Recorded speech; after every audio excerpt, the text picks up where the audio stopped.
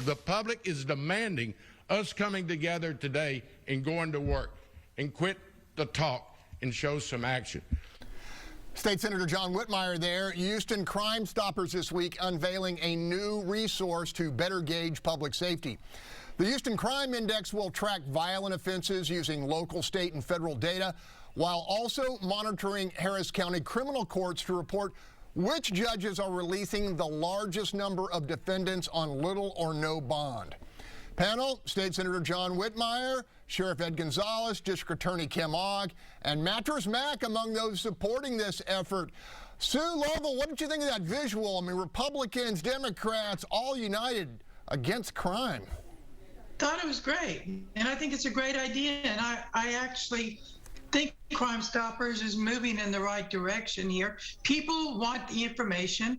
They want to know what's going on with crime and statistics. And truthfully, judges, we vote on judges, and people want to know the decisions judges are making, whether they want to vote for them again or not. So I'm not opposed to telling about judges and how they vote and the decisions they make. There's nobody else doing this really. And so I think that,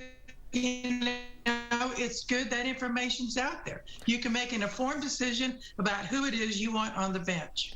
Jackie Bally, CrimeStoppers, the target of a concerted effort from the left, critical.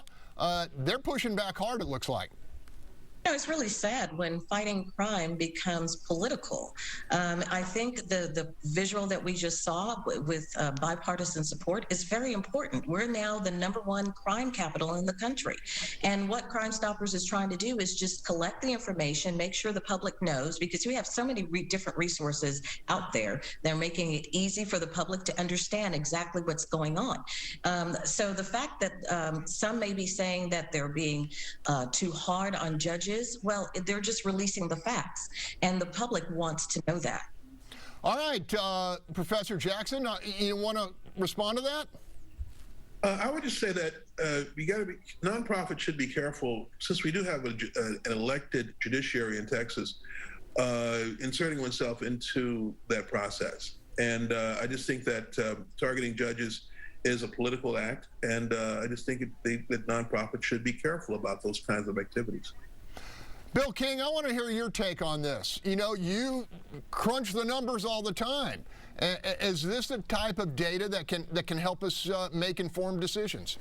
Yeah, absolutely. I've been advocating for at least a decade, going all the way back to when I was writing for the Chronicle, that we need to have more transparency on crime statistics. The numbers come out way late. The city of Houston actually does a much better job than most jurisdictions. They publish a monthly report that's about 30 days. But for example, one of the things I want to know is what the clearance rate is. How many of these crimes are actually solved? Because that's the way you actually reduce crime. But I want to go to this point about the judges.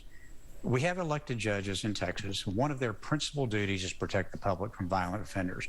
And if they're releasing violent offenders, that's something that the public absolutely has the right to know and needs to know.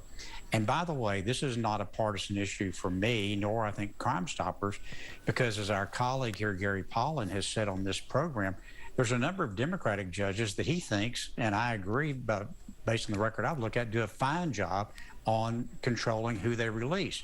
But there's a handful that don't. Fortunately, a number of those were beat in the Democratic primary. We're going to leave it there.